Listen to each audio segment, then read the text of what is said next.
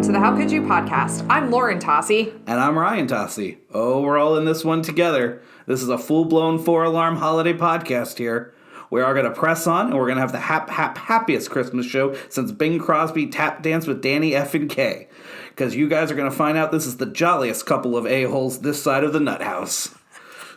End of podcast. Let's go no further. Welcome, everyone. I'm going to ask you right off the top. Is this the quintessential American holiday movie? It's hard to say otherwise. I think it brings everybody together, right? Like, I don't know if I know somebody that dislikes this movie. I don't think I want to meet that person. But if you don't like it, please keep listening. Oh, yeah.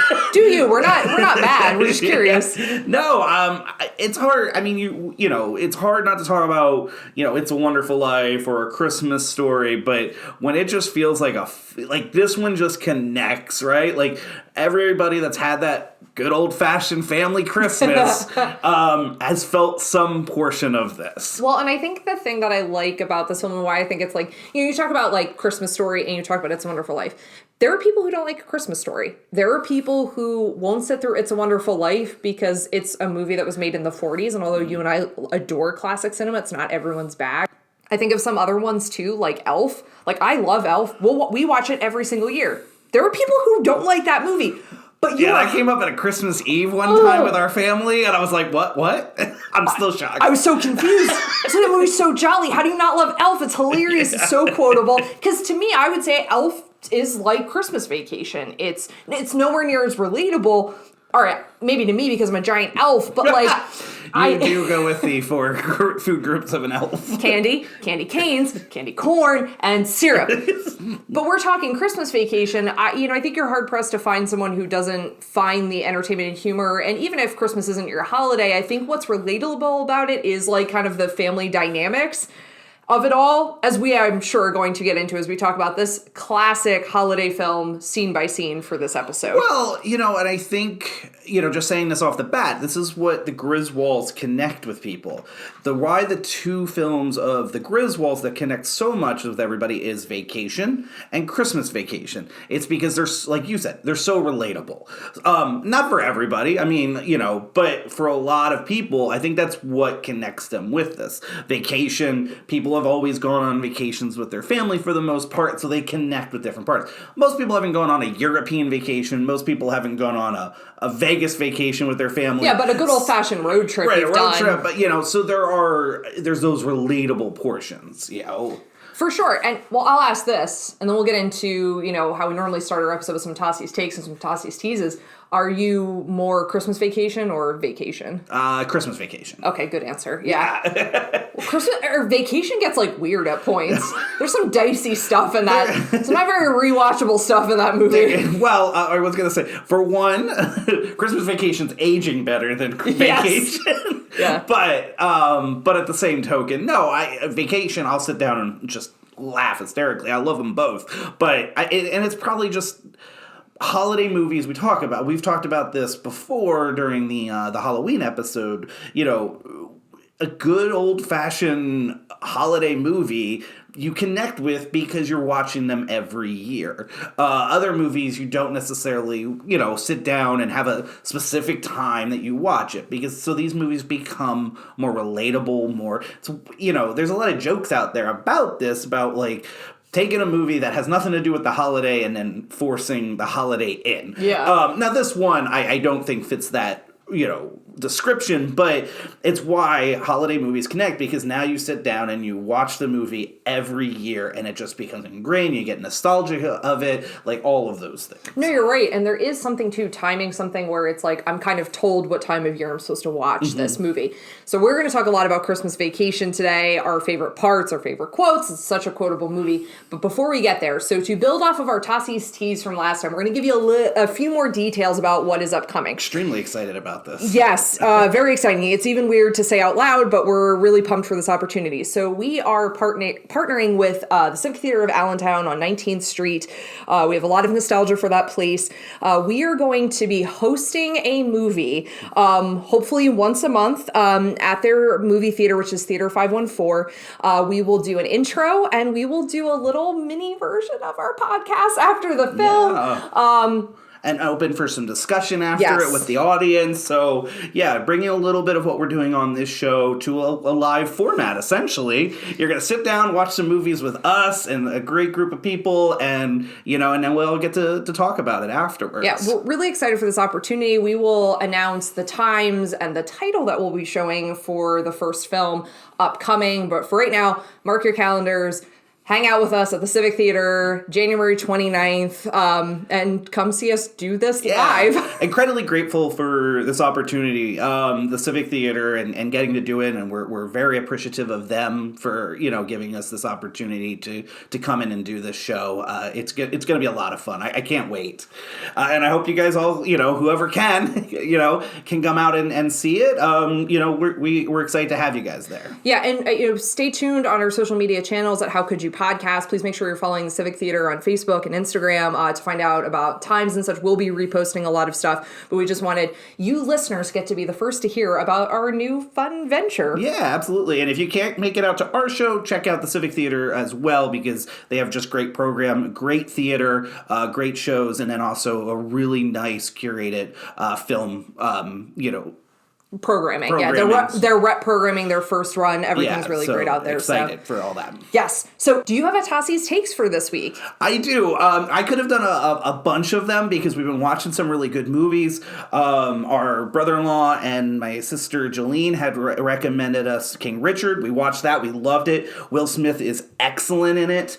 So that was really, really good. Ghostbusters, I could talk and fanboy out about. But the one that I have to land on because I felt it in my bones the entire, 2 hours that it was on was Tick, Tick, Boom. Just absolutely in love with this movie. It's Lin-Manuel Miranda's directorial debut. He's taking the play written by Jonathan Larson, starring Andrew Garfield. Our friend Ryan Hill had called Andrew Garfield's performance electric, and I could not agree more. Andrew Garfield, I have had a very up and down relationship as a fan of. I don't have anything against Andrew Garfield, but I just haven't always loved some of his performances or maybe choices of films. I could not take my eyes off him. I felt every word coming out of him, every emotion. This movie it spoke to me. It was beautiful. It's emotional. And it does such a great job of giving a tribute to Jonathan Larson.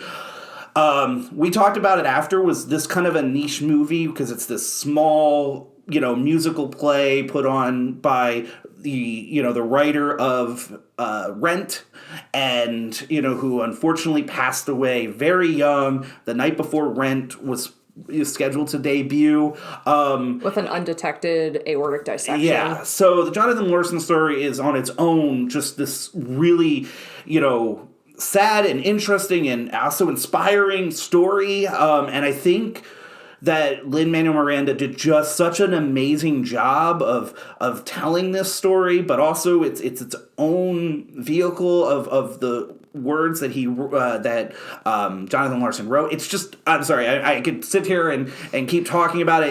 I just loved every second that I was watching it. I can't wait till after the holidays to go back and rewatch it because we just have so much program with holiday movies. So I just can't wait till we watch it. And I really hope the Academy watches it as well. I know, this is a very weird year, as you and I have already been talking about, because it feels like a very musical heavy year. That's not always common with Hollywood, as in the past few years, or past really decades, with it being a heavy musical year. We've got In the Heights, we've got Tick, Tick, Boom, Dear Evan Hansen, West Side Story upcoming, but I'm with you. I hope this gets recognized. It's beautiful. There's a song from it that'll just, it's an earworm song. It gets in there, but it's inspirational. It's life affirming. Go see it. Yeah. Please go see it. Yeah, I mean, Please watch and it. those that don't know what it's about, it's essentially about the struggling artists trying to find their purpose and place in life and trying to get their work out there and the struggle to do that. About how, an artist has that in them, but it's the right timing, the right piece of work of when that, and so that you make your mark in this world. Yeah, and it's insane because, like, you're watching components of it and you're like, people at this diner, like in New York City, were getting waited on by a future Pulitzer Prize winning author. But that's like such a common story, but it's really, really well distilled in this film. Mm-hmm. My recommendation is not as heartfelt, but there's no way I can. I don't want to put on the Paolo Gucci accent to say this, but please go see a House of Gucci. So, all right, here's the thing. My best way of describing this, and it's what I said to you as we walked out of the theater, this is a movie trying to be The Godfather, but with Goodfellas material. The performances in this are so insanely vibrant. I don't know if, in all honesty, I don't know if Jared Leto is a genius or a crackpot, but this film is such an interesting case study. He's unforgettable. At one moment he says, "I want to soar like a pigeon." Their Italian accents are so kind of horrifying, but really engaging at the same time. Adam Driver, could he wear a suit any better? I mean, if you're an Adam Driver stan, like, you are going to really enjoy this film. Lady Gaga's performance is just incredible. Everyone talked about her after A Star Is Born, but it was definitely, not that people said this deliberately, but there was that sense of like, is this going to be this one-off really great performance? But that's kind of it. Man, her turn as this character, this is all based on a true story, is just incredible. She's magnificently engaging. She's villainous at points. She's really relatable at points. She's over the top. This movie is what the trailer suggests it's going to be. It pretty much is. It's kind of ridiculous and absurd, but it all kind of works too. Really, really enjoyed Father-Son House of Gucci. It's fantastic. Yeah, I had fun watching you with this one because I could tell you were just really enjoying it. I mean, it's a lot of great actors chewing scenery. It's the Godfather of fashion. You're right. For Ridley Scott, it felt like a throwback movie, and that's both a positive and a negative. I listened to something to that score about someone saying, like, essentially this feels like a movie that was made in the 80s. All the acting feels like it's from the 80s. It doesn't feel like it's of our time. But I wonder if that's why it works. Because it's almost like it's this weird dissonance of, like, this is not normally how acting is. It's not normally how filmmaking goes. But, oh my gosh, this kind of works in this weird way. And I'm with you. That Lady Gaga is, people, listen, she's a great actress. Get on board with it, know it. I'm excited for whatever she, decides to do next. So, because she's really, really good now with 2 films under her belt and big films. Yes. Now, from the soon-to-be holiday classic, winter fabulousness of House of Gucci, this now brings us to the film we're going to talk about today, which is National Lampoon's Christmas Vacation. So that's what you're all here for. Yeah, you're here. Yeah. You didn't want to hear the Tossie steak. You fast-forwarded, let's be honest. So I'll ask, is this something that was a holiday family tradition, something you just love? Why do you love it, before we go in our scene by scene? It's one of the, I can't tell you the first time I saw it. Like, I don't have that type of nostalgia memory to it. However, I can tell you that I'm pretty sure from the moment that it hit rental, we've watched it. I remember my brother being obsessed with this, and one Christmas, like, he was counting up how many times he watched it, and it became some ridiculous number. Yeah. It's... So this movie came out in 1989, so it would have been, 9 years old around that time. So I'm not sure if I saw it in 89 or in 90, depending on how, that played. But, it's just always been a staple. And for me, I think it stuck because my entire family, we've just quoted it. We always watched it every year. It wasn't like necessarily a sit-down family watch, but we all watched it and we've all quoted it. I think that's... Like, probably everybody listening. But I think that's the thing, is I realize, I'm like, is that the most relatable part of this? You maybe not remember the first time you watch it, but your family's been quoting it most of your life. Because, I remember one year we were in stitches because our niece Ellie yelled out, "She wrapped up the damn cats." She was like 3, and it was the funniest thing ever. And you realize, like, but that's kind of the magic of this movie. I asked my students, we were doing like a fun warm-up question. I'm like, is there, like, what's your favorite, I phrased it as, what's your favorite winter movie? And it was 75% of them said National Lampoon's Christmas Vacation. Like, so I think there's just this thing with it is, like, it's not necessarily this moment at which you saw it, but just the fact that it's always been there. It's reliable, and it holds up. The humor in it holds up very well. And I think because it's grounded in something, despite what original reviews said of this, it's grounded in something that feels very realistic, which is the chaos that happens when you get together with your family for the holidays. Right. Wanting it to be perfect, but having to accept that it's not. And I think that's something that makes this so enduring is, I think, at different points, and something that I'm going to ask you later, but we can all kind of see ourselves in one of the characters or know one of those characters that's in the film. So you said, was this it was not received well via So, no, critics? it wasn't. Mainly because where it was really, I think, besmirched is for the fact that reviewers felt it was disjointed. It was a hit in terms of, like, audience reception, but it was not a hit in terms of, like, how critics received it, you know, and that was a lot of, and I read a few different reviews, and that was a common through line. It feels disjointed. It does not feel like there's a connected story. You know, so this is written by John Hughes. John Hughes did not want to write another vacation movie, mainly because he was quoted as saying, "Those movies just have become a vehicle for Chevy Chase and nothing else." Like, and is that a problem? No, I don't think it is actually a problem, but I feel like it's John Hughes being super catty about Chevy Chase. John Hughes was always catty. Yes, he was.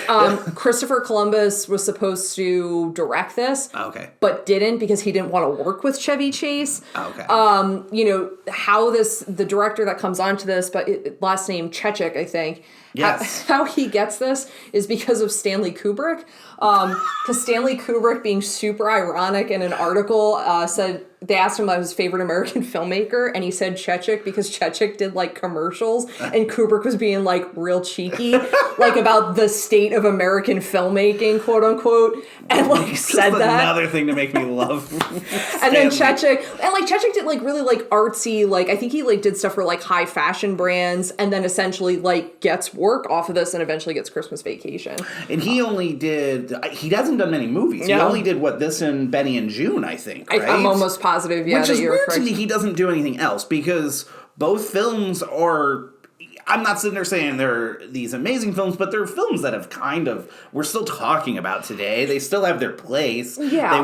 They were as well enough received. I know he became a very big TV director. Well, and honestly, like, because of his, like, commercial background, you have to kind of wonder if there was, That's like, fair. safety in coming back to the short form. So it was like, you know, TV is the nice intermediary between the two of, like, I don't want to do commercials anymore, but I don't really want to direct films anymore. Yeah. You know, and honestly, like, I don't know, go out, like, you know, unscathed. I made Vacation, I made Benny and June, and then I had, like, no interest in making any other films. Like, what else did I really need to do with my career?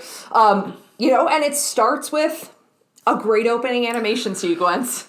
Oh my gosh, right? That opening credits may be one of the best all time. That was supposed to be Lindsey Buckingham's song. Oh, really? He was supposed to, you know, Holiday Road, Lindsey Buckingham was supposed to come on and do this, and they offered it to him, and they said, we're going to do this, like, big opening animation sequence, we'd like you to write a song for it, and he refused because he said, I don't want to become the movie soundtrack guy. Okay. So that's why he didn't do it. I can't ever think of Lindsey Buckingham without thinking of the SNL skit. That's the only thing I think of. Sorry, we're out of time, Lindsey Buckingham. I know, it's just like Bill Hader's grumpy face. Bill Hader, huh? Good actor. Oh, stop it, you.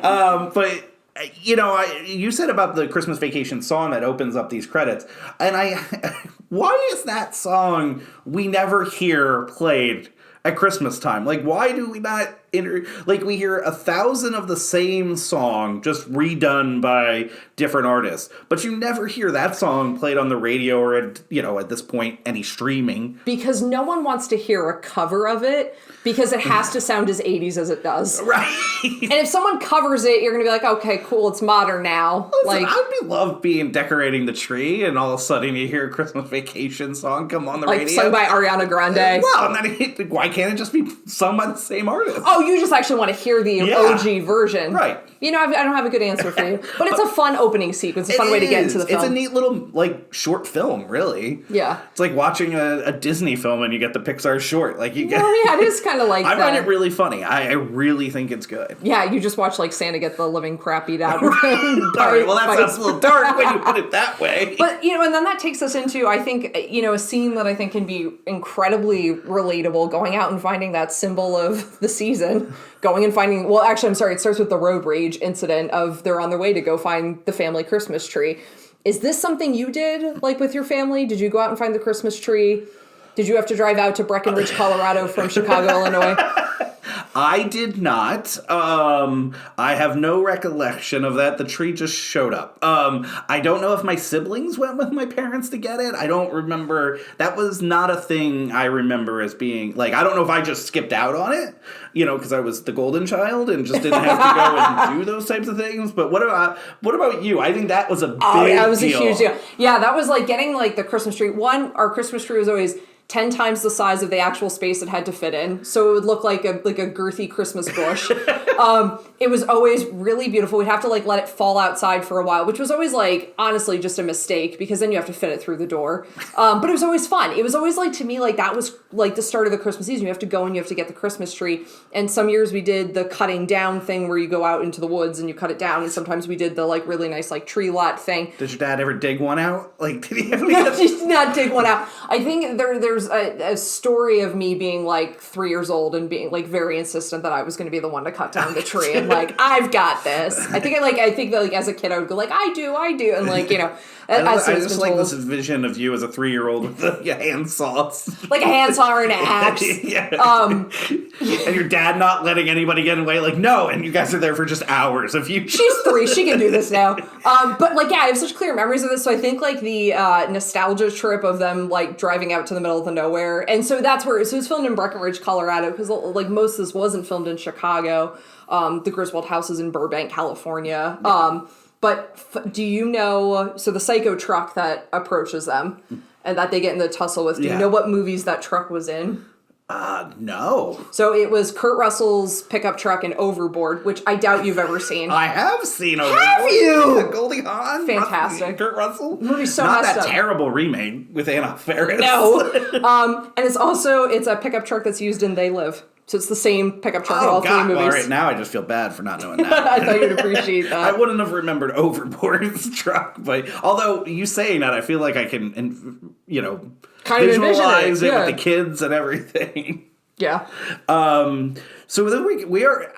There's no family truckster. So did they get rid of the family truck? They sell it off. It just break down after all these years. But isn't it a station wagon? It's a station wagon. But it's not the same station wagon? No. I think I always thought it was the same station wagon. It's not the, what was it? The pea green. Pea green, yeah, right. It's a good working station wagon that somehow can get under a semi-truck with logs. I'm going to let you know, that scene always makes me kind of anxious. When they go under, I'm like, eh, and I'm like, I know how it's going to end up, but it always makes me anxious every time. We get the good quote of, I don't want to spend the holidays dead, which I believe you say to me every holiday season when we're driving anywhere and you think I've done any type of maneuver. Because when we're driving into New York at Christmas time, you have an intensity about you that I'm like, I think we're going to drive underneath the truck. You bob and weave in a way that makes sense for the holiday traffic, but I always think of that line. And then we get to, you know, them going out and finding the tree, which is just a hysterical mission, which really sets up kind of the nature of, like, how perfect Clark wants this to be. Because, like, I think you get that in Vacation. He wants a good family vacation. He wants them to have fun going to Wally World. But you get the sense it's because he wants that bonding time. And I think he even says that, like, at the beginning of the movie, like, I hardly get to see the kids. But this, like, really sets up, like, no, he's got a perfect family Christmas in mind, and this is, like, the key first step in that mission. He is the last great family man. Which is such a great line. But I love, like, you get they're just, like, he can't even be satisfied with just getting the tree that's kind of close. He must traipse as far as possible. And then, like, you know, just, like, I love the fantastic thing that they do with Audrey. Like, how she slowly is, like, losing feeling in all parts of her body, and then, like, Clark's... It's such a classic dad move, though, right? Oh, sure. Where it's like, everybody else wants you just to... He thinks he's doing this for the family memory, but everybody else just wants to get the first one and go back, and that would be good enough family memory, yes. but you have to go in deeper till you see the light shining. Yeah. And then it's just, like, fantastic. Like, even once they get it home, just, like, again, and maybe that's why that feels, like, very nostalgic for me, because that tree is, like, just so ginormous for the space it's in. It's knocking out windows. Right. We also get that, this is where we start hearing, like, the score does really well with helping the film hit its humor beats, right? Because yes. you have the cut from when Clark realizes that he doesn't have a saw for the tree, to then seeing the tree on top, and you have the Christmas music, but playing in such a doleful way. Yes. It's just a great little shot, or a little transition there. Well, and this is probably an unsung hero of, like, because we talked about the opening song, but it's probably an unsung hero of the film is the score, because it, like, it helps. I think it also really helps with, like, the transitioning, because we have that great, like, you know, it's something that plays throughout the film is like the advent calendar. Yes. And there's that, like, jingly music that, like, plays over every time you see the advent calendar. And it really just sets up. And it's funny, like, to me that the original review said it's disjointed, and I'm like, oh my gosh, but I feel like there's so many elements that are helping you transition from holiday moment to holiday moment. Yeah, you know, there are some beats that I think aren't great editing, but they're very 80s, where these random shots, you know, that are kind of transitioned through the movie, which is like Ellen, you know, slicing the lettuce head or something like that. Like, so some of the editing, so I can understand a little bit of the disjointed, but I agree with you. I think it flows really well. They feels more like vignettes of, like you said, these moments of Christmas togetherness and family bonding throughout the holidays that are just kind of placed together. But it never feels to me like it's all over the place. It feels like it flows nicely. Well, I think it's telling a singular story, and I think it's like what it does really well is it continues, like, as you say, like through its vignette, it continues its gags. Like, you get that great build up with Audrey, and then, like, Clark asking her what she thinks of the tree, and, like, you know, Ellen having to say she'll see it later, her eyes are frozen. And, like, you know, you just have these great moments, and I think that's something that the film does really well in terms of, like, consistency of, like, how the jokes play out. And the fact that you don't just drop the humor. Like, it does feel like everything has payoff. I agree. Yeah, absolutely. You know, we talk a lot about this beginning, and what I think they do a nice job, too, is starting off with on the road trip to get to the tree, is it gives us that memory of vacation, like putting the whole family in, you know, making the jokes about the family truckster wasn't there, but putting them in the station wagon on the road, I think is a really nice intro into this movie, which again, you know, taking European vacation out, I think it harkens back to people remembering vacation, which they love. Yeah, and you know, the car changes, but the kids change too, so I don't know how precious we need to be. A great practical joke throughout these movies. Yes. Is this your favorite pairing of the kids? Yeah. Without a doubt, right? Galecki and Juliette Lewis. Anthony Michael Hall is just fantastic, and I was gonna say genius. I don't know if I'll go genius. Yeah, but let's slow your roll. I get it. It's the holidays and you're feeling generous. But no, I think Juliette Lewis as Audrey and Johnny Galecki as Rusty is a really nice pairing. Do you know Johnny Galecki was in another Christmas movie in the same year? No. He was in Prancer. Was he really? Which is the complete foil to this movie. I have to say this. I love Prancer. It's the single most depressing Christmas movie that has ever existed. So much so, I feel very nostalgic about that movie. I remember watching it a lot as a kid. I refuse to watch it. Like, I want to watch it, but then I'm like, do I really want to be that bummed out today? Yeah, it's not one you can watch every year. You gotta... No, man. Sam Peckinpah. Wait, it's not Peckinpah. Sam Elliott. Oh, my God. Nope. Sam Peckinpah. From The Big Lebowski. Well, so, you know, like, Sam Elliott just plays, like, this, like, totally, like, beleaguered and sad and, like, downtrodden father who's, like, a recent widower. It's just, the movie's so sad. But anyways, Galecki was in that. So if you want to, like, really get bummed out before you watch Vacation, watch Prancer. It's uplifting at the end, I promise. From the tree, we get introduced to maybe two of the best villainous, you know, B storyline characters of all time. First off, you stop it with villainous. Margot and Todd have reasons. They really do. I was hoping we were gonna discuss this. I'm gonna be very honest. I want a movie told from their perspective. Like, years later with, like, terrible, like, de-age them Irishman style graphics. Because Margot has every reason to hate the next door neighbors. The Griswolds are the villains of their story. Right.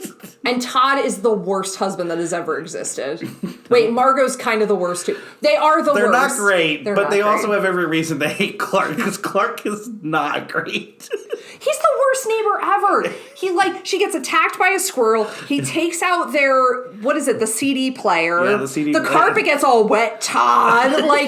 I don't know, Margot. I don't know, Margot. It's just, their line deliveries are so great. Louis-dreyfus, though, man. Props to her. Absolute She's so icon. Great. She's so funny in anything that she does, Yeah. but there's something about this because it's she's so awful, but at the same time, when she finally loses it at the end, you absolutely can't blame her. I do not advocate for her punching Todd, but at the same time, wouldn't you? Oh, she had every right to punch Todd. Because he sent her over there, does not check on her. She comes back. He does not get up to be like, are you okay? Do we need to go to the hospital? He's the worst. But we do get their introduction. Great 80s yuppies, though. Oh, yeah. When they have the silver tracksuits on, it's probably one of my favorites. Or the fact that they make, that giant, pitcher of margaritas in the most, modernistic, right. 80s, decor. Should we have gotten a tree? I know they're tacky and, beat of the cliche. tree coming through the... Yeah, so fantastic. You got a lot of nerve talking to me that way, Griswold. See, and you're throwing this out, and that is what makes this movie so timeless, is it's so quotable. Well, and I'll say, Arts Quest has always done a really brilliant Saxon job. Bethlehem, yeah. They do a quote-along series every holiday season, and they do Christmas Vacation every year, and it is an absolute blast. I highly recommend, if you have never checked out Arts Quest quote-along series, they are so much fun. It's because what it encourages is this: you go into the theater and you are encouraged to quote along with the movie. And you'll never laugh as much listening to how much other people want to quote this movie, and then the different quotes that people attach onto. Yeah. It's fantastic. Yeah, it's a good experience. We used to go, pre everything. It used to be a sold out show. They had to start adding shows because it was just a great crowd. And I agree, that was a lot of fun. And that's, again, it speaks to why this movie is so, you talked earlier about it. This movie, it doesn't feel dated, which we talk a lot about on the show, and sometimes dated films can be great and be okay. Sometimes they lose their luster. This movie, except for a couple of things, you could put this movie on now to somebody who's never seen it, doesn't know when it's from, and I don't know if they would immediately realize that this film wasn't made within the last couple of years. No, because, one, I'll say this, the credit to it is any Blu-ray releases of it, it still looks like it was filmed very well. There's a few things, shopping in a department store feels like something really disjointed from our modern times, but there are few markers that read it as very 80s, fashion aside, but for the most part, I completely agree with you because it's timeless. And again, I think it's because the themes and the situations that occur feel like anything that could happen to you today. So that's what makes it work so well. So from, our introduction to the phenomenal, and I think need to be redeemed, Margot and Todd. I may actually spend the rest of this episode just defending Margot and Todd. Justice for Margot and Todd. They have a fabulous Christmas Eve. They have charcuterie, margaritas, they're dressed nice. Don't be that guy. Fine. I'll abandon this. And then we follow now Clark to work, and we get to see Mr. Shirley, right. Brian Doyle Murray. How long was it until you realized that Brian Doyle Murray was Bill Murray's brother?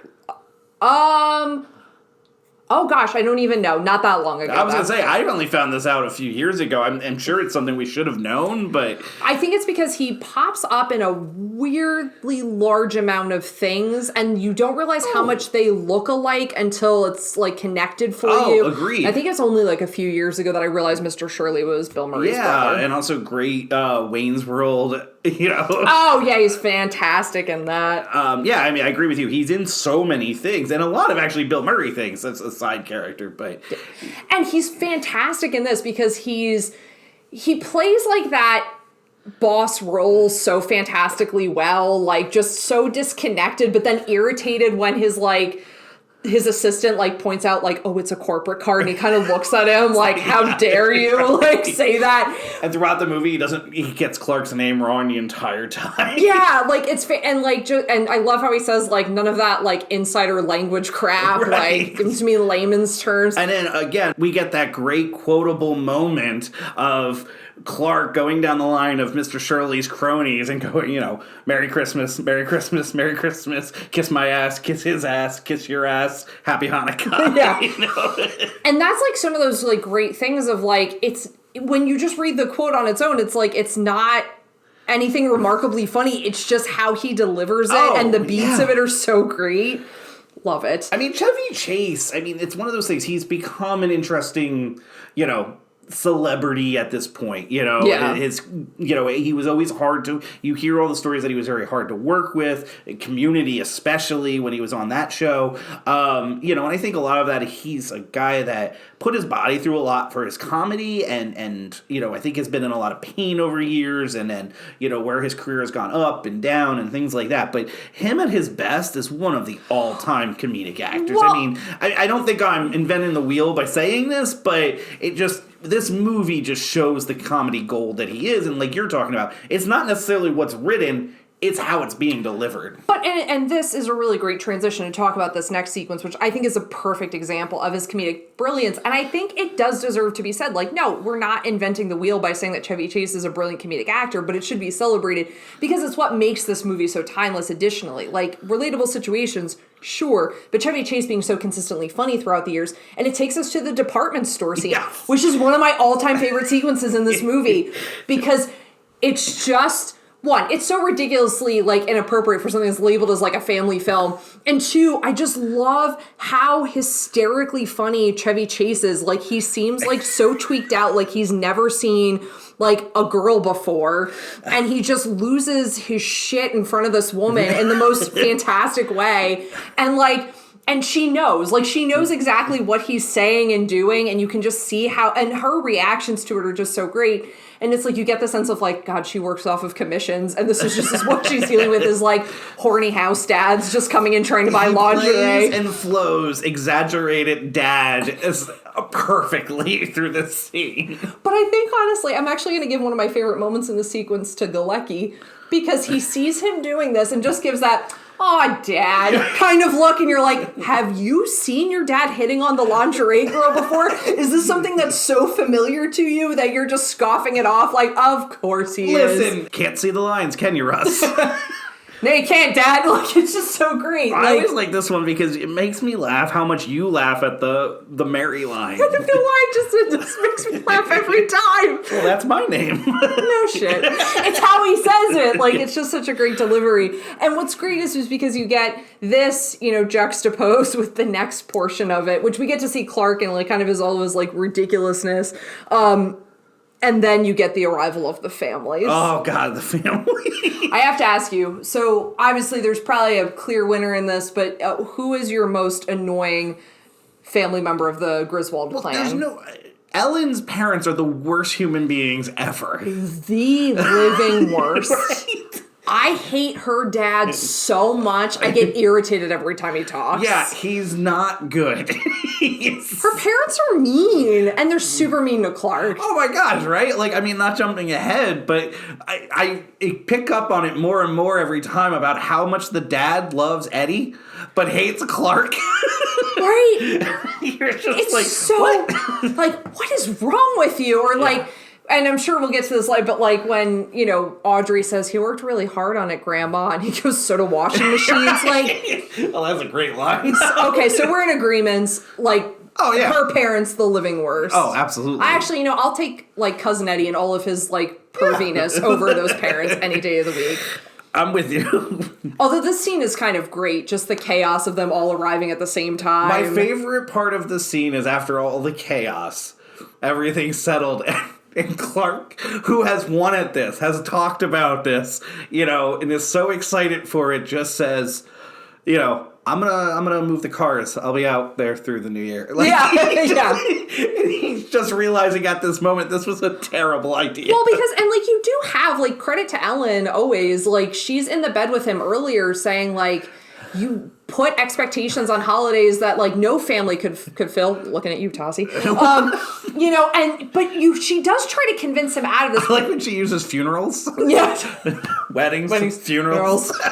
But like it's just like he wants this so badly, but then like the reality, you know, expectations versus reality with this. And she tries to prepare him for that in that great scene where he's got like the sap stuck to his fingers and he's turning like the pages of the People magazine. Do you know who's on the cover of the magazine? Not. It's actually the director. Is it really? I never knew that, so I finally decided to look it up because I felt like an idiot because I thought it was like somebody I'm supposed to know. Right. And I realized like no, it's just a picture of the director. But yeah, the arrival of the families is just like this great snapshot of kind of the chaos of like people talking over each other and like who wants to be in charge, and you have like Doris Roberts is like trying to like reveal things to her daughter, and then you've got like the great moment with like Diane Ladd like touching the mole and just like, is it getting redder? And he's like, well, yeah, if you keep touching it, it will be. Like, she says the weirdest line, and she's gonna give a quarter to Rusty for rubbing her like her bunion.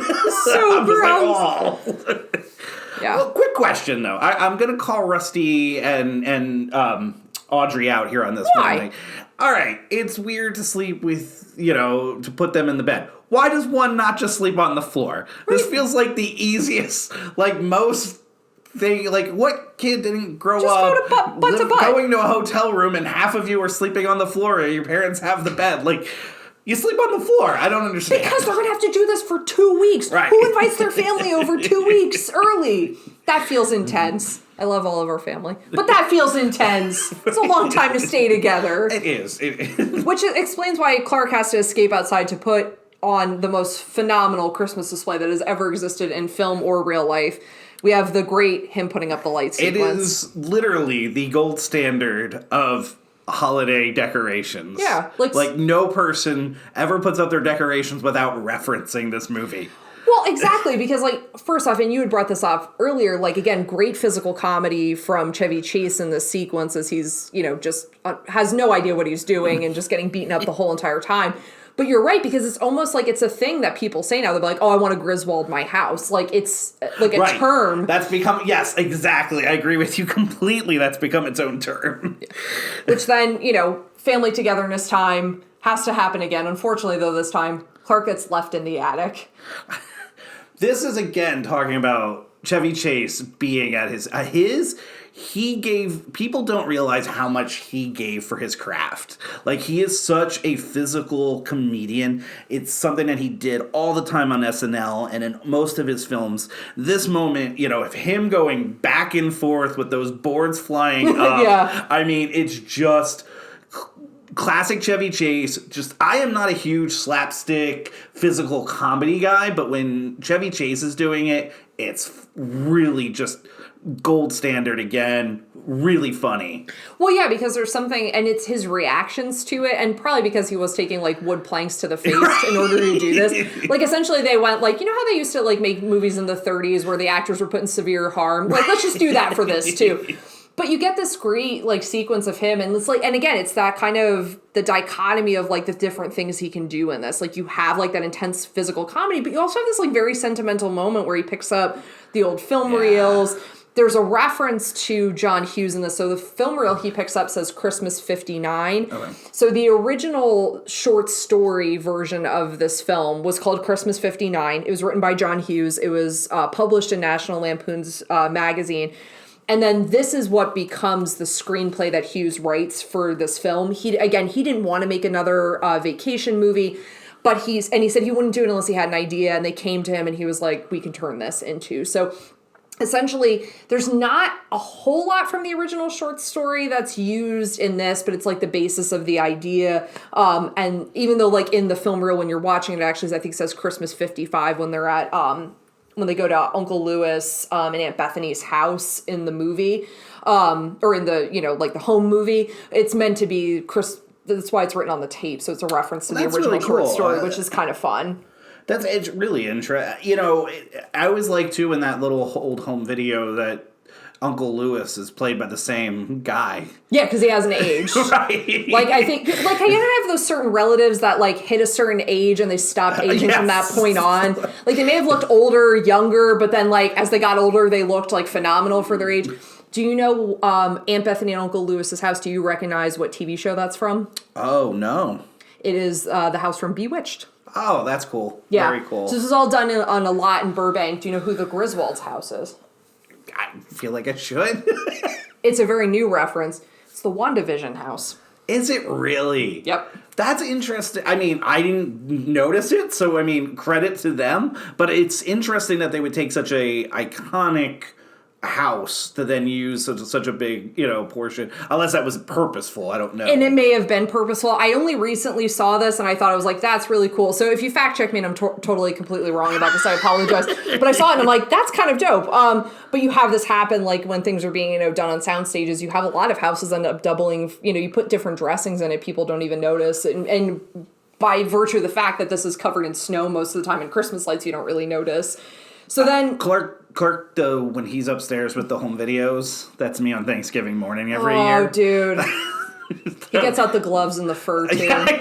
I break out, you had given me a DVD a couple of years back, or a bunch of years back now, of old family Christmas movies and stuff. So I break out old family pictures and those videos before you wake up on Thanksgiving morning with the, and I just get to have that good, holiday cry, Which, it may sound psychotic that he wants to do this every year, but it's, like, part of it, right? Like, the whole, like, remembering, like, your past holidays and how you spent them. Like, I don't know, it's like, and it's a nice moment, and I like that you get to see that sentimentality for Clark, because you understand why he wants to bring everyone together. Because Aunt Bethany and Uncle Louis obviously loom so large as part of his holidays, like, when he was young, he wants them back in his home for his, and he wants to be the one that gets to host now. Yes. It's a very sweet moment, which ends with him, falling off the ladder because, like, they opened it up. Clark makes two things in this moment that I don't understand. One, why are you sitting on the ladder to begin with?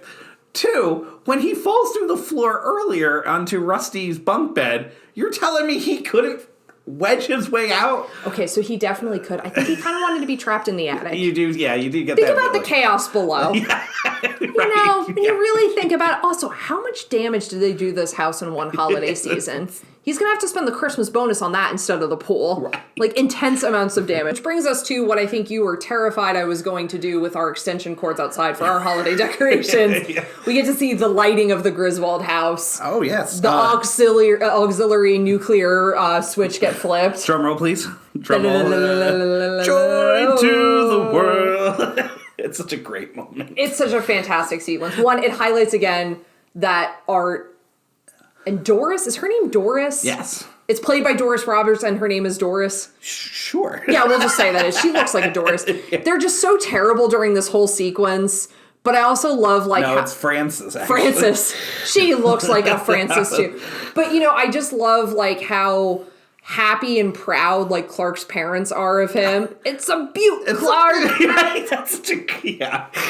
They're just so excited for him. It's like this moment of pure joy, and then, like... her parents are being, like, garbage human beings. And then the kids are, like, so happy and proud of him. Those lights aren't twinkling, Clark. I know that, Art. Thank you for... I love... My favorite line might be just the use of, you've taught me everything I knew, or you taught me everything about exterior illumination. Yes. And then we get, oh, God, the arrival of Cousin Eddie. All right, I have to ask. Do you favor the first half of the movie before Cousin Eddie's arrival or the second half of the movie once he's there? That's a really good question. It's a tough question. I'm going to say the back half, only because, it's not long until we get there, but that madcap of Christmas Eve night on the last 30, 40 minutes of this movie is just nonstop, moment after moment hilarity. And Eddie is totally part of that as well.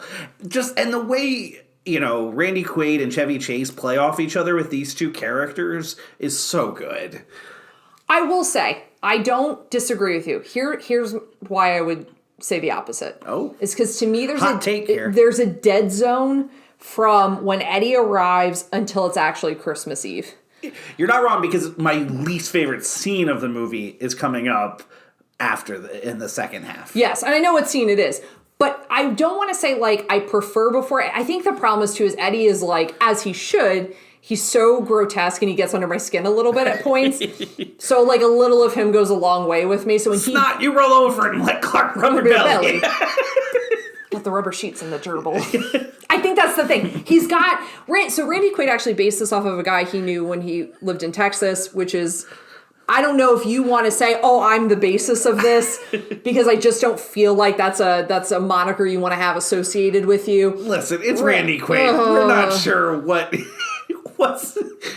Randy Quaid's gotten weird over the years. His own thing. Which, so you have Eddie as a rebel, and then we go into your least favorite scene, which is the sledding scene. Why doesn't this work for you? I absolutely hate it. Because everything up to this point is, over-exaggerated reality, right? Like, yeah. So it's these moments that are, they're played to get to the laugh. This is just so takes me out of the film. It is... fantastical in all the worst ways. It's not funny to me. It doesn't feel realistic. It's long. It feels like filler. You hate it because it's an action sequence. You hate action movies. That's why you hate it. That may not be wrong. Bingo. I don't find any of it funny. Like, it's just not that humorous to me. I don't know. I'm sure some people are listening right now screaming, thinking, no, it's freaking hilarious. But it just doesn't work for me. I feel like it takes me out of the movie. It's not long, but it's long enough that I find it boring, and I don't find it funny, and I don't find it necessary to the movie. Well, and I think the thing is like you hit this section of the film, and listen, I think this movie's perfect from beginning to end. I'm not trying to like be negative about any aspects of this, but it's like you have the sledding scene, which is followed by the scene talking about the bonus, which is then you get the daydream sequence with Clark, the Melikaliki Maka, while he's like picturing them in the pool. Like, so there's like, to me, there's like, when you go from the sledding to the bonus, waiting to get to the Melikaliki Maka scene, it's just like a little bit of like, I'm anticipating the jokes ahead. I think that's what happens with me, because I'm like, I like the stuff that's coming better, and I'm just waiting to get there. Do you like the daydream sequence, the Fast Times? It does feel like a good homage to that, right? Well, she's in a red swimsuit. I think it has to feel that way. Yeah. I find that. I mean, tell me, does anybody hear that song and not think Christmas Vacation anymore? No, as long as if it's the Dean Martin version, 100%. If it's the Casey Musgraves, I like her version, and I don't think of that sequence during that. But that song is so associated with his super like pervy looking out the window fantasy of like the lingerie girl coming back to him, and then you've got Cousin Eddie with the undershirt tucked into his Speedo. The whole scene is very hopping up and down. The whole scene is very disturbing. Because it's supposed to be a fantasy scene, this one does not bother me. I find it funny. Oh, no, I think it's hilarious. Oh, no, please don't understand. When I say it's disturbing in all the right ways, it's doing what it's supposed to. And then from there we get Clark and Eddie in the food store. And he's just picking up the most absurd amount of dog food that has ever existed. Your company killed all those people down there. Do you know that's like a real thing he's referencing, by the way? Really? Yeah. I wondered that. It's a pesticide plant, and it did really kill a lot of people. It's not funny by any means, the story. I just think it's like disturbing. He thinks that food additives and pesticides are the same thing. No, we missed that one. Yeah, it's a really messed up line. I love that Eddie has no money. No. And all he keeps getting is just the biggest bags of dog food. And also, Old Roy dog food, which is like the Walmart house brand, is supposed to be like one of the worst things you can actually give to a dog. And then he just keeps throwing it on, and even when he breaks the light bulbs, and Clark doesn't even react. Because I think at this point, it's like, I'm done. I can't. Like, but I think, like, it does, there's, again, like, and, because to me, the thing that's building for Cousin Eddie is what ends up happening, like, with the finale of the film. Yeah, but I think this scene and the scene when, Clark and Eddie are in the living room talking, Getting her cured off with a wild turkey. Right. And you get that great, Eddie's just destroying the house, he's breaking the ornaments and everything, and, Clark is just, gives the line of, like, shocked that he's going to be there for 2 or 3 months, and it's I think it's supposed to be weeks, like, so I think you're supposed to think that he's going to stay until the new year, right? No, he's next month. Oh yeah, I get it. Yeah, I always assume it's supposed to be only a few weeks. Yeah, you're probably right. That's also when we get the reference to Wally World, because he's got the Wally World glasses. Eggnog glasses. Mm-hmm. And there's a sight gag there that I never noticed until I was an adult. Oh, on the Wally World glasses? Yes! Never noticed it before. Yeah. Now I can't unsee it. When someone points it out to you, you're all welcome. Random thing. This has nothing to do with this movie, but it's the vacation world. Okay. It didn't click to me until this year. I didn't realize, Mr. Wally from Vacation? Yeah. Do you know who he is? Yeah. Wait, maybe not. It's Mr. Duncan from Home Alone 2. Oh, yeah, it is. Yeah, I did know. Oh. Yes. All right, well then. Sorry, I Sorry. All right, scratch that one off of the fun facts. I think it's a fun fact if you didn't know it, though. I just knew it. Sorry. Please let us know in the comments if you were like me and did not realize that. Is there a comment section for our podcast? God, I hope there's not. So we've not been paying attention to it. But I do agree with you with this. Like, as much as, like, I kind of, like, get skeeved out by Cousin Eddie, there's so many great lines, like, when they're getting the eggnog, and he's like, can I do anything for you? Drive you out in the middle of nowhere, leave you for dead. Like, there's so many great lines. And then when he's talking about his kids, like, one's going to be like a pixie dust spreader on the tilt-a-whirl, Right. which I didn't know what that meant. Oh. I thought it literally was pixie dust. Like, he puts glitter on the tilt-a-whirl so it looks cool. When I worked for Disney, we called it a protein spill. And we used Boban. Which I think actually your thing explains a lot clearer what's happening there. That's a little Disney inside. Did you know that piece of trivia before you met me? No, not before I met you.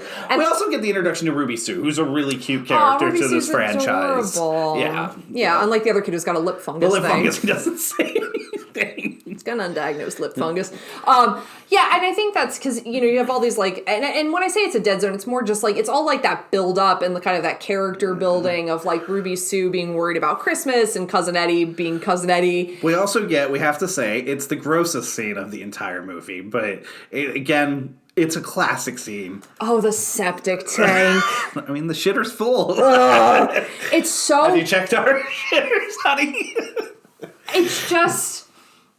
the worst part of it to me is just Randy Quaid's face when he's emptying it is so and again, justice for Margot and Todd. Right. Like, they come out and they're so, or actually I think it's just Todd comes out and he just, like, goes back into the house and I'm like, don't blame you, friend. Like, so gross. And then he's just waving, Merry Christmas. Shitter's full. Like, and it's a great line.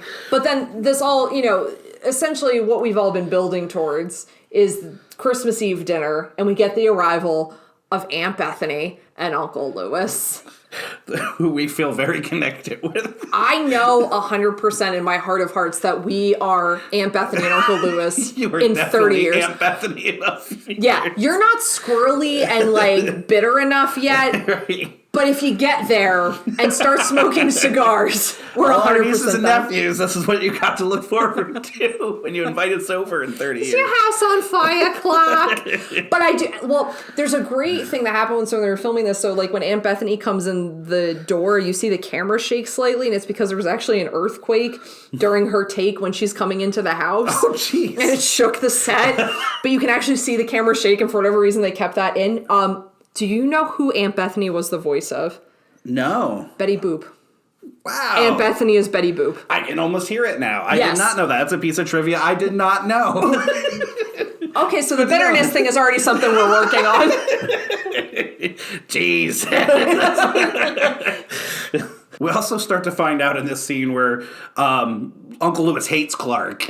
he just drives Clark crazy. I know, and it's like, it doesn't seem... Well, I mean, he does kind of hit his hand in the old home movie when he's trying to get the presents out of the trunk. Yes. But he is kind of... He, like, antagonizes Clark. Oh, yeah. He just picks at him.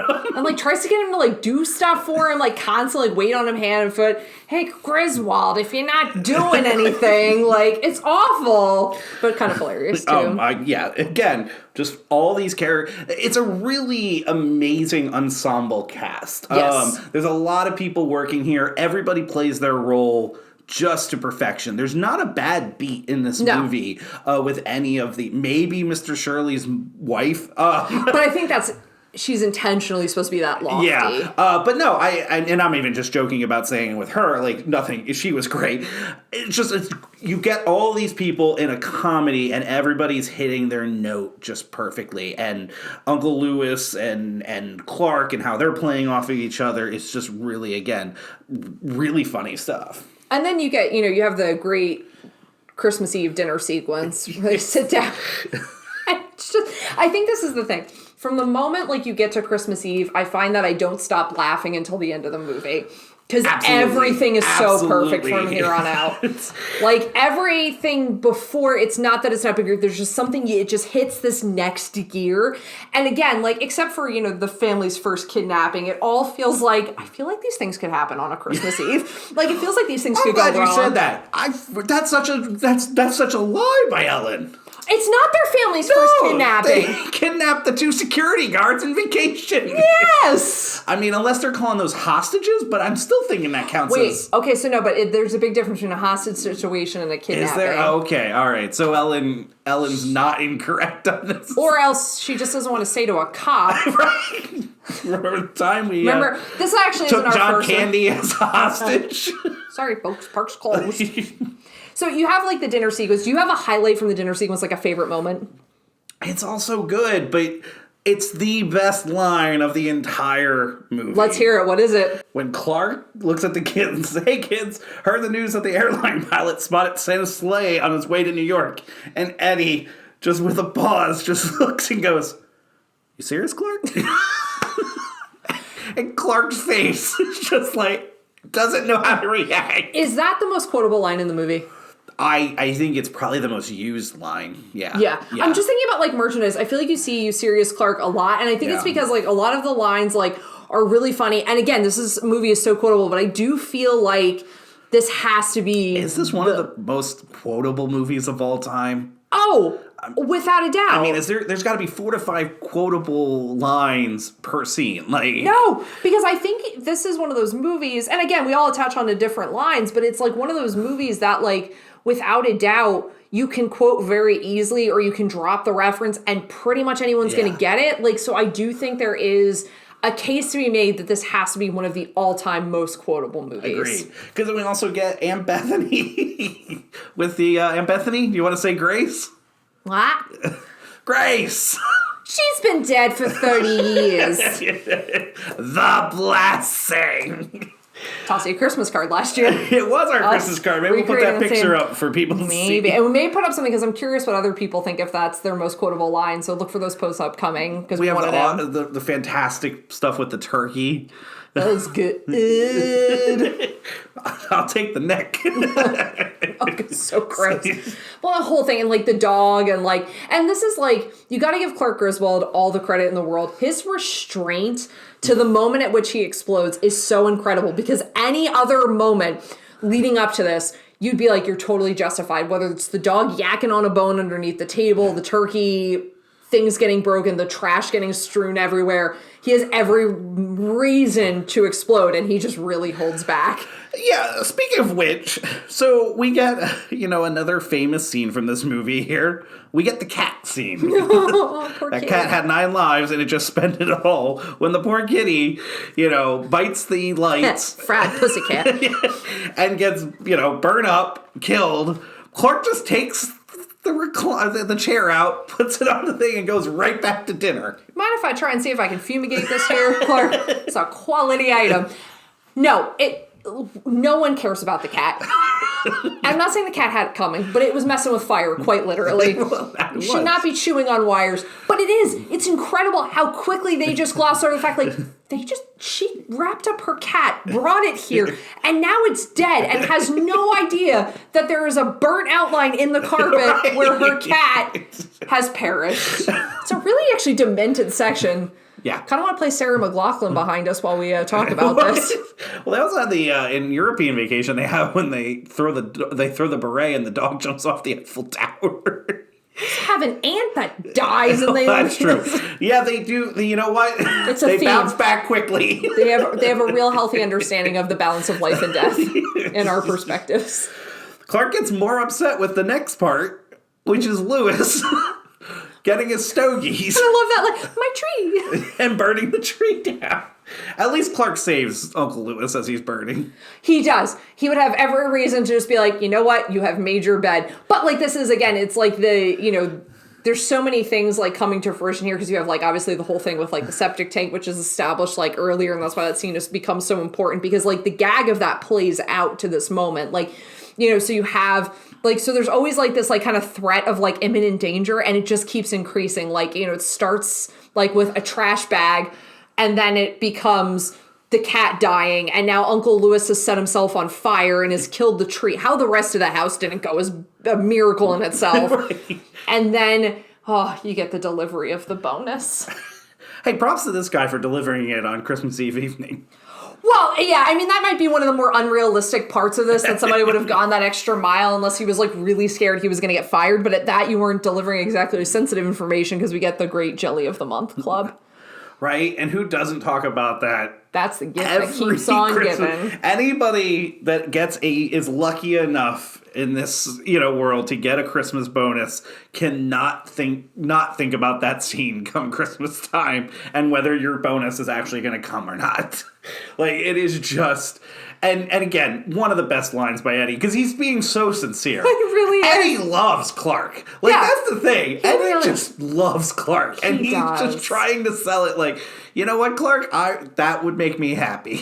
Yeah, and I think it's like the bliss. There is an aspect of this that it's like he's so blissfully unaware of the fact of, like, you don't understand how devastating this is right now to him, but that he just thinks, like, why wouldn't that be a good thing? You get jellies once a month. Right. Maybe we should all be more Cousin Eddie. No, actually we shouldn't, because it is that weird line where he says to Rusty, let's go find your sister. Right. Cousin Eddie's weird. Well, we also in Vacation, he's got a real weird... The my daddy says I kiss the best. Yeah. So then we get Chevy Chase. So do you know, I don't know if you know, was this a one cut? Like, did he... No, so for a really long time, and in a lot of, like, film trivia, it was purported that this was an ad lib. Mm-hmm. And I get why. It feels so unhinged. It feels so phenomenally born from, like, true and passionate anger and frustration and despair, and also the worry of, like, he has put out money for this pool that now he cannot actually, like, his bank account's not going to be able to clear. And, like, so a lot of what I had always heard about this was entirely ad-libbed. It wasn't. It was to a point. There were aspects of it where Chevy Chase, like, ad-libbed certain sections of it. It was not done in one take. Like, it required multiple takes to get it right. However, the reason the camera's pointed at him is because, or the way it's pointed at him, is because the family members are wearing the adjectives that he's supposed to call Mr. Shirley. So when he gets to, and I want to look him straight in the eye, and I want to tell him what a cheap, lying, no good, rotten, four-flushing, low-life, snake-licking, dirt-eating, inbred, overstuffed, ignorant, blood-sucking, dog-kissing, brainless, dickless, hopeless, heartless, fat-ass, bug-eyed, stiff-legged, spotty-lipped, worm-headed sack of monkey shit he is. The family's wearing all those adjectives. I'm just going to give you a well done. Well done. Ryan's wearing all the adjectives. I think you just ruined that magic, though, for everybody for all our listeners. Sorry. And that's because always when he gives the, where's the Tylenol, it feels so realistic. Like, I felt like Chevy Chase ad-libbed that line. And I wonder if he did, because it's such a perfect ending. Hallelujah, holy shit, where's the Tylenol? Because, like, the thing is, like, at the heart is, like, Clark's a good person. I think this is what makes, like, this story so fun, is because, like, these are not, like, people who are, like, obnoxious or, like, hate each other. There's, like, a really, like, nice, loving, except Ellen's parents, like, are really, like, nice and loving family. And, like, Clark just wants things to be great for his family. So when he finally just breaks down so hardcore, like, it all makes sense, and you feel really bad for him. So he just needs, like, Tylenol and probably some time by himself. Like, you get it.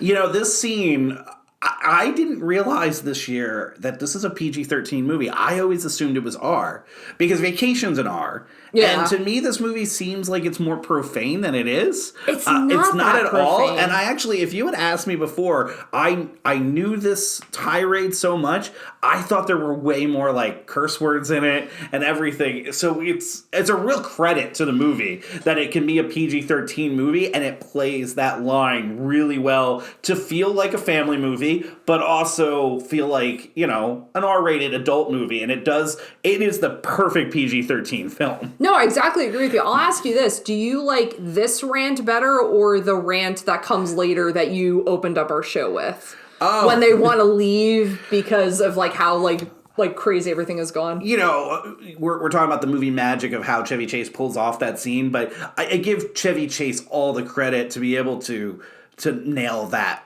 part. But I think the other one to me feels more like we've all felt the other one a little bit. Like, yeah. Like, all right, we all know that this evening is a disaster, but we've all put ourselves here. We're going to keep on going. And we're all just going to be happy. I don't care if you're miserable. You're happy. Yeah. Like, we've all been there with, ourselves. Friends. We're all going to be miserable together. Right. So I think I like that line a little bit, that moment a little bit better. But again, props to Chevy Chase on the other tirade. And then you get, and now I think this is an action sequence that probably works better for you. You get the great squirrel scene. Well, yeah, but I love Clark with the chainsaw walking around.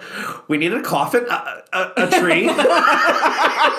When he fixes the newel post. Which, if you're not aware, but I'm sure you are, is a reference to It's a Wonderful Life, because he keeps coming up the stairs in It's a Wonderful Life, and the newel post is, which I didn't know that's what that thing was called, but the newel post keeps breaking off, and he kisses it at the end and puts it back on, but Clark just chainsaws it off. It's amazing. It is a fantastic reference. And then and I love the kind of just the hilarity of the squirrel running around, and the fact that Clark's dad is I'll go in there, right. But bails as soon as he sees the squirrel, knocks over the mom. Yes. I love the little, and I don't know if it's an intentional reference, I love the reference with Clark goes to yell for Rusty, but he's looking up, not realizing Rusty, and I don't know if that's supposed to be kind of a play off the different Rusties, because the other Rusties, especially the one from Your Vacation, was much taller, was as tall as Clark, or Chevy Chase, so... Well, because the ages flip, because Rusty's supposed to be older than Audrey in the other movies, and in this one, Audrey's supposed to be older than Rusty.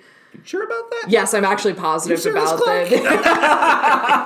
I don't think I realized that either way. So. Well, I mean, just look at Juliette Lewis to Galecki. Yeah, no, boy. And then I think it's Marissa Nichols from Riverdale and Ethan Embry in Vegas Vacation. Yes, yeah. So it's just and that whole just the insanity of it, the dog running around, the squirrel being on the back of Clark, the fact that then attacks poor Margot, who's just trying to have a marg and a charcuterie board and chill out on her Christmas Eve. So you have all these great things. I will say, going back for a second, I do love that really nice moment between Clark and his dad. Yeah, that's a good art. Or I'm sorry, that comes after the squirrel sequence, correct? No, that's because he talks him into coming back, and... That's right. Because actually, that's when he yells at the family when they all decide that they're going to leave, and he tells them, no, we're not going to leave, and then that's when his dad comes in and tells them not to yell and snap at the family, because none of it's their fault. Yeah. And they have that good heartfelt, Yeah, and he's like, our holiday was such a disaster, how did you get through? And he's like, I had a little help from Jack Daniels. Because the dad's so sweet, and it's and you realize this is probably such a relatable thing, and it's shout out to all of the parents and guardians trying to make it happen for their kids this holiday season. We imagine you probably have a lot of moments like this, but you just keep pushing through because you want to give them something special. Right, and again, we it's what we started the show with, and what this makes this movie really endearing for a lot of people is because it feels relatable. It's that hyper reality of all of these things that you've gone through. And no, you don't. We don't have somebody unloading their, RV's bathroom out of their thing. Their tenement on wheels. It's just, but they've had all these moments, and I like that it leads into reading of 'Twas the Night Before Christmas, because I would say majority of families, that's what it became this tradition, and that's what it is. You read that the night before everybody goes to bed. Yeah, if you so celebrate Christmas, that's probably a staple, just hearing that poem read aloud is kind of what closes out the evening. But, and this gets us into probably, you talked about hyper-reality, and I think that's the thing, is most of the film, I think, is, these very relatable Clark Griswold moments, but in these, kind of hyper situations. But, I mean, this is the most hyper situation that happens next, and we have the bringing of Mr. Shirley with a red Christmas bow around him. Where does Cousin Eddie get the bow? Someone answer this question for me. It's my biggest picky nit, if you will. I need to know where the bow comes from. You know what? Eddie's probably got a guy. He's got the chains. He's got the bow. Just ready. My all-time favorite moment of Cousin Eddie in this sequence is when Mr. Shirley says, "And you're going to jail," and he goes, it's not a big deal that it's going to happen. Eddie's all happy. He's just You ready to do some kissing? It's so terrible. But I love this moment where Clark can freak out, put everything on Eddie, and he doesn't. He takes, this is what makes Clark, the great family man. He takes all the ownership, right? He does. He gets the nice compliment to Eddie where his heart's bigger than his head or whatever. It's a good Clark moment of bringing the movie back to where we started, of this great, just guy that just loves his family, just beyond, his own understanding. Well, it's because, he shows what's supposed to be the best of us and, standing... I wouldn't. I'd be like, oh, it wasn't me, bro. It was totally that dude. I would not... I'm not owning that. Good to know. Yeah, I'm not signing off on the kidnapping. But, it is... And I do kind of love this with Mr. Shirley, too, because I think there's a few different ways to play Mr. Shirley, because I think you could play him, total corporate sleaze. But I like that you give him, the line where he says, sometimes these things on paper, don't, seem better than when you take it, before you take into account, the personal element. Or I forget exactly the phrasing. But he's still condescending, because he does it little people like you. Yeah, it's little people like you. You have this great, so this is something that was ad-libbed, the Beverly D'Angelo, when they come bursting into the house, the crotch grab of, Clark. That was ad-libbed. Oh. So she kept doing it in the take. They never noticed she was doing it, so her and Chevy Chase were like, let's just keep it in there. So every time they did a take, she would just do it. But it wasn't written in the script. It was just something she decided to do, which is great, because it's, one of those just, funny things. Once you notice it, it's kind of hilarious. Why did the SWAT team storm Margot's house? Reasons. All right. Their house seems suspicious. There's cocaine in that house. Come on. Yeah, there's definitely. It's the 80s. There was definitely a lot. Look at that decor. You're right. A lot of glass. Lot of glass. Lot of glass surfaces. Does it seem like someone who's sober would have designed that house? Right. Why is the bedroom upstairs in that loft weird thing? No, it makes no sense. Why is there stereo system upstairs? Makes no sense. They're on cocaine. I love after the SWAT team, takes over and Clark or Mr. Shirley reveals what happened, and the police chief just goes, "Sir, if I had a rubber hose, I would." And I'm like, well, listen, I've never been beaten with a rubber hose, but I guess it has to be pretty painful because it conjures for him immediately. But I think that's the thing that's so funny about it is because you have this disaster that happens upon the house, and then you just have just how everything settles out. Just the fact that they were oh, we're gonna take Mr. Shirley's word for it. I love that the wife shows up in a fur coat and a sheer nightie. And she's doing her makeup in the cop car. It's just fantastic. And then you have everything just kind of goes back to probably the holiday he was looking for. Everyone dancing around and laughing and the music playing. And, it takes us to the conclusion. You get this great moment of they go outside, they accidentally set the sewer on fire or it combusts. Yeah. You've got the sleigh going across the sky. And I just really love this last moment we get with Clark where he's looking, this has been a disaster of a holiday, but because there was just that moment where everyone came together and was happy and dancing, and this beautiful kind of magical moment happens for the them kids. Doing the Star Spangled the Banner. Star Spangled Banner. It's so absurd that this is how it ends, but he just goes, "I did it." Yeah. It's just such a great. So proud. Yeah. And you're this is an insanely horrifying holiday for anyone else, but just the fact that Clark's eternal optimism that he can just at the end be "I did it." It's just kind of great. I totally. So to kind of end this, I have some questions for you. Now we naturally got to because I was going to ask you if this was the most quotable movie, but I have to know. Of all of the moments that happen, what do you think is the most relatable Clark Griswold moment where you can kind of point to and be been there, friend? I'm going to go with all of the great moments. I'm going to go back probably to the beginning of the movie and the road rage. Who hasn't been on the road and you just have somebody that's just frustrating you and you just start to make it worse. I haven't been under a truck before. Yet. But I definitely have done let me go around, or you're flipping. Yes, I feel Clark. Or to feel as though there's this personal vendetta that's now happening between you and this other driver. Right. What about you? 100% when he starts kicking the living hell out of the Santa display. Because I've 1,000% been there when something's not going my way and I tantrum out pretty hard. I love it. So Chevy Chase broke his finger during that and then had to keep kicking because he was in so much pain because his finger broke during the sequence. But I'm See, a man that gave his body to the craft. really did. But that's 100%, like, without a doubt. To me, I'm like, I point to him, like, I feel you, Clark, in this moment. I know you have probably some more questions for me, but a quick Not one that for many. you. Do you know who the second assistant director was on this movie? Yes, I do. Oh, do you? Yeah. Okay. So it's Frank Capra III, Yes. grandson of the great Frank Capra. Director of? It's a Wonderful Life. Exactly. My favorite Christmas movie. And I have no problem saying that at the end of this pod. Do you have a favorite sequence? Like, I know we've been talking a lot, and we've probably spoken positively about all of these scenes. Do you have a scene that you kind of like, that's my most, like... Probably the sledding scene. I think that's... Wow.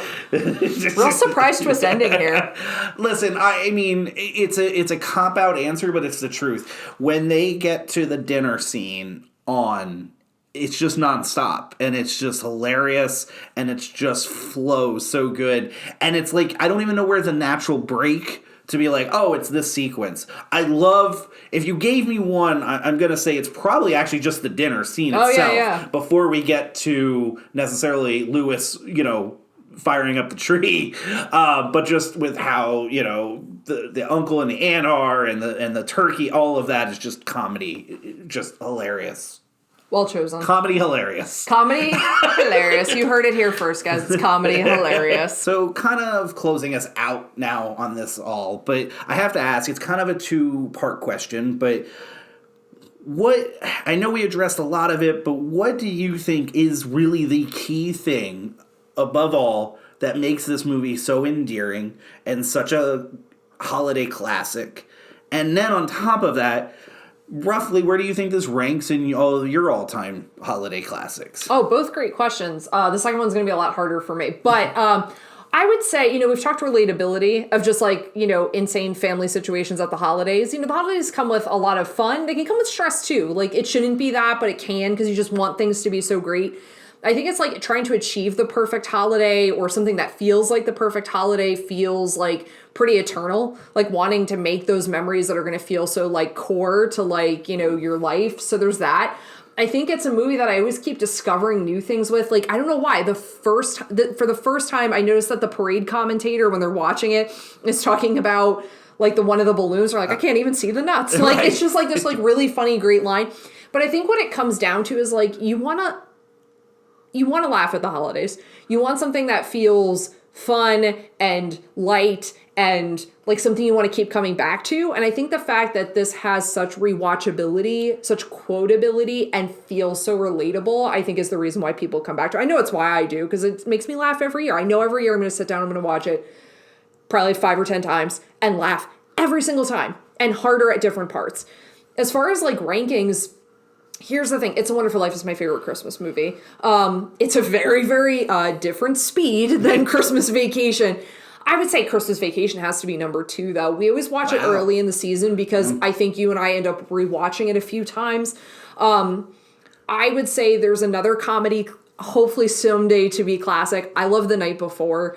I know I talked about it last year on the podcast. I can't talk about that movie enough. I would say it's eking up there in terms of like how much it makes me laugh compared to Christmas Vacation, but it's newer. Like, we've only been watching it for like 5 years or so. But yeah, I would say this has got to be number 2 spot. I don't know if that film, though, transcends the same way that... No, because it's not like something you sit down and watch with the family. Yeah. Night Before is definitely an adult movie. I think that is what makes the movie endearing, right? Like, you feel like it's a bond with people. Like, you're all in on the same joke together. You're all as part of the Griswolds together. Like, it feels like part of your family. And it's probably a movie that, you quote all year long, not just at Christmas time. Oh, agreed. So I'm with you. I get exactly what you're saying. You and I think we talked about this a little last year, but you talk about you want to laugh. I am always looking for I want the movie that makes me cry at the holidays. I want that emotional beat. But this one is right up there. It's got to be in the top 5 at least. It's your top 3. Like, probably. Yeah, it has to be. So then I have to ask, in terms of John Hughes holiday classics, is this ranked number one over Planes, Trains, Home Alone, and then obviously Christmas Vacation? Yeah, no, this is 100% number one. Like, I don't think there's any doubt about it. I think it's like Home Alone is obviously another one of those movies. Incredibly quotable, incredibly rewatchable, great family movie, terrible family in it, but great family movie. And then Planes, Trains takes your number 3 spot, but Christmas Vacation definitely at the top. So if you are not currently following us on social media, please follow us at How Could You Podcast on Instagram, at How Could You Pod on Twitter. You can always send us suggestions or your favorite Christmas vacation quotes to howcouldyoupodcast@gmail.com. Please pay attention to our social media channels. You may have already seen, I already posted our cocktail of the episode, which is the You Serious Clark, an eggnog martini, or my take on an eggnog martini. Please also pay attention to any of our upcoming announcements in regards to our engagement that we'll be having at Civic Theater on January 29th. And I don't know what else to say except it's Christmas and we're all in misery. Until next time, enjoy the Odyssey.